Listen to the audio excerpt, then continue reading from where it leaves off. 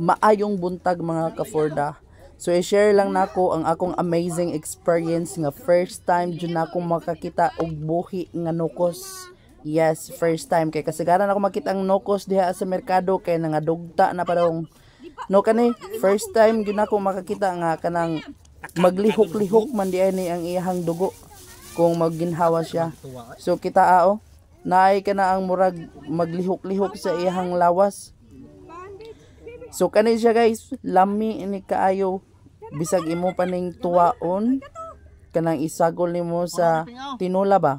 Nya naay tanglad, naay sili, naay kamunggay. Nya nindot po ni siyang sabawon kana bitang adobaw nga adobong naay sabaw. So perfect kaayo. Impas gyud ang imong bahaw. Mao gyud ni naka-advantage guys kung duol mo sa dagat unya kahibaw sad ka nga managat kay libre gyud kayo ang sudaan. So ang imuhang problema ang kanon na lang unya pagkahuman ang kugi lang gyud.